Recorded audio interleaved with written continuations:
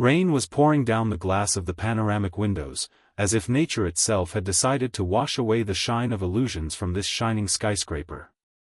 Michael Stanton, billionaire owner of an empire of investment funds, was standing in his office when his phone rang. The voice on the other end was cold and impassive. "Mr. Stanton, documents have been leaked to the press. It's all offshore, shady deals, bribery of politicians. This is the beginning of the end." He froze. In a world where he had been a symbol of success for decades, one piece of news could destroy everything. His heart was pounding in his temples like a hammer. "This is a lie. This can't get out," he muttered, but he knew, the truth was already flying around the world like an arrow shot from a bowstring. That evening, television studios were full of his name. The hosts talked about the biggest financial scandal of the decade, showing footage of his villas, yachts, private islands. Once admiration, now hatred. "Dad, tell me it's not true," his daughter Catherine said quietly, holding a tablet with news in her hands. Michael looked away. His silence was louder than any words. That night, for the first time, he felt real fear. Not the fear of losing money, he knew he could rebuild an empire from scratch. But the fear of losing face in front of those he loved. The fear that his name would become a symbol of lies. And the worst of it, deep inside, he understood, this was not a fabrication. This was the truth he had been hiding for years. The rain was getting heavier, and with it the pressure on his soul. And when he was left alone, his face, usually cold and collected, broke. For the first time in many years, he felt tears. The act ends on a strong emotional note. A man who had everything, for the first time, realized that he could lose himself. The next few days were a nightmare. His partners turned away from him. Friends disappeared. The politicians he paid publicly disavowed him. Newspapers printed his face on the front pages, and journalists hunted for every crumb of new facts. "We can no longer protect you, Michael," his lawyer said. "The government has launched an investigation. You are accused of money laundering, fraud, tax evasion. This is a huge matter. I will pay, more than anyone can offer," he broke down. "Not this time. The world wants your blood." Everything crumbled like a sandcastle under the waves. Catherine stopped answering her calls. His ex-wife, in a frank interview, called him a monster who sold his soul for money. And most painfully, among the leaked documents was evidence of his betrayal of former partners, people who had once been his brothers. He tried to save the situation. He bought the silence of journalists, tried to find the culprit in the leak. But the more he reached for the control levers, the faster they slipped away. Society was hungry for spectacles, and this time he was the spectacle. One morning he stepped out of the elevator to his office and found the doors locked. "Mr. Stanton, the board of directors has voted for your resignation," the secretary announced dryly, without even raising her eyes to him. His own empire had driven him out like a thief. In the evenings he sat in his empty penthouse, looking out at the city lights, and felt that he had lost more than just his fortune. He had lost his self. The New York night has its own heartbeat, slow, heavy, with a yearning beat. Michael was sitting in a diner on 9th Avenue, hiding in a back booth, when the door jingled and a woman in a dark cloak entered. She pulled off her hood and stared at him. "Mr. Stanton?" "You're late," he croaked. "Nora Atkins. The journalist. The one you offered silence to. I refused. But I'm not here for revenge." She placed a small envelope on the table. Inside was a plastic key to a safe deposit box and a note, yellowed like the page of an old diary, code word, Orpheus. "I didn't send this," Nora said. "But someone I trust. Your foundation's former lawyer, Ava Pack. She disappeared after refusing to sign some documents. Eastern Branch, charitable grants, Horizon Mercy offshore. She claims you're guilty, but you're not alone. Michael was silent for a long time, feeling distrust gnawing at him from within. Why are you helping me? I'm not helping you. I'm helping the truth. If you open this box, the way back will burn. The Midtown vault smelled of metal and silence. When the key turned, inside lay a black leather briefcase secured with a combination lock. The code, Orpheus, opened it, and Michael saw what he had been afraid to see for years, a mirror of his own empire without makeup. Chain mail, audit notes, hidden accounts, correspondence between his right-hand man Lucas Maris and political donors, and between the lines, an elusive shadow that led the threads further than he had ever allowed himself to think. They didn't just merge. They drew your silhouette to cover their own, Nora whispered, flipping through the scans. Lucas created a scheme where your signature became a seal for other people's sins. You participated. Yes. But you were also a screen.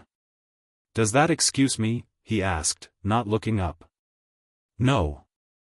But it explains why the hunt is so predatory. At the bottom of the briefcase was another note, unsigned. The witness who died in the 2019 car accident was no accident. The evidence is hidden in the Pilgrim archives. Maris has the key. Michael's heart was growing cold. He remembered the funerals he had financed, the short speech, the fake flowers, the envelope for the family. Everything he had called the inevitability of business now smelled of iron and blood. What are you going to do? Nora asked. He looked out the window at the blurred headlights that stretched like rivers of light. Either I go all the way, and burn what's left, or I press silence and become it for good. He called Catherine. On the fourth ring, she picked up the phone.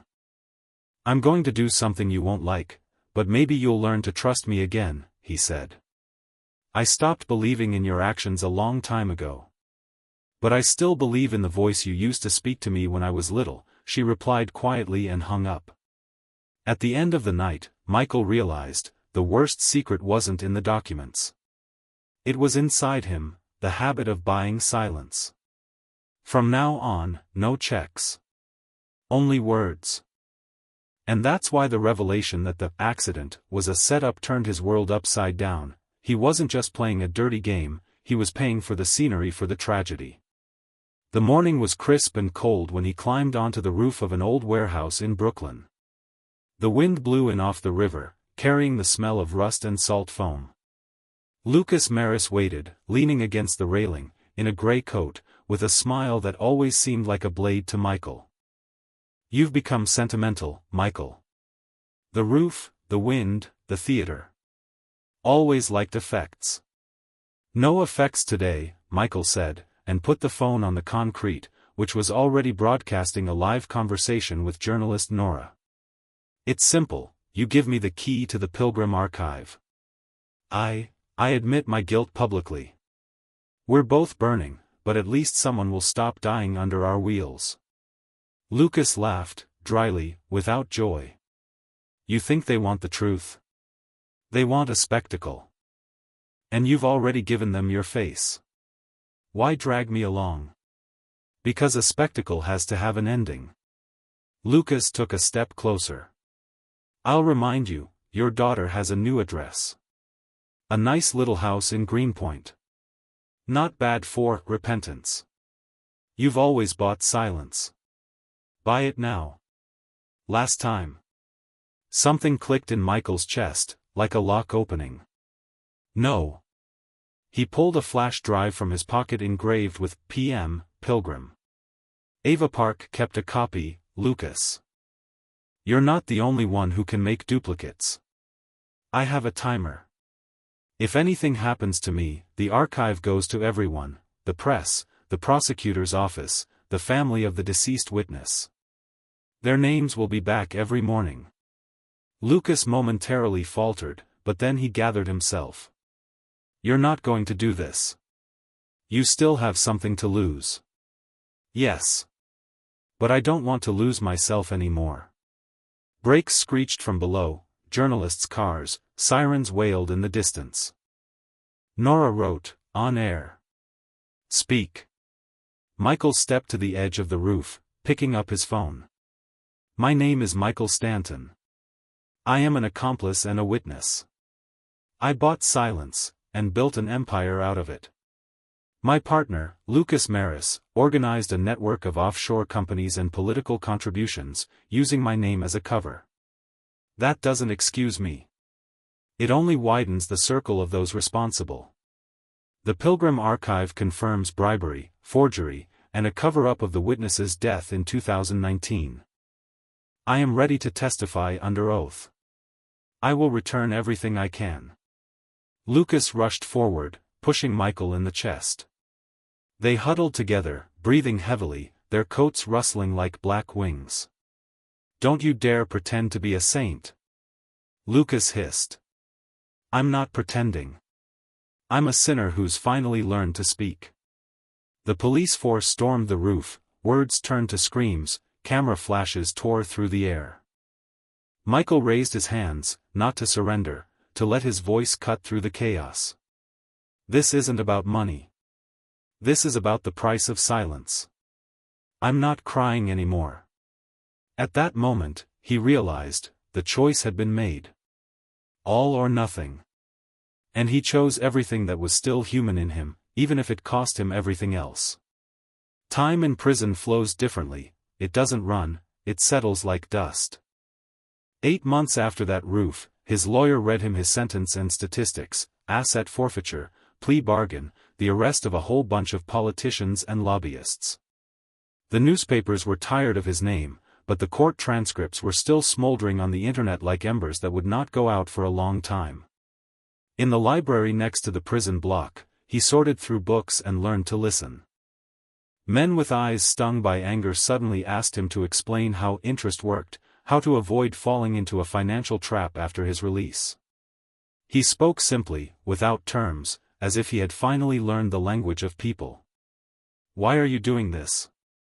Asked the skinny guy with tattoos on his fingers. Because they finally heard me when I admitted that I lied. And I want you to hear yourself before pain makes you speak. Catherine came one gloomy day. She sat down opposite, placed her palm on the glass. I watched the broadcast. I hated you. Then, no.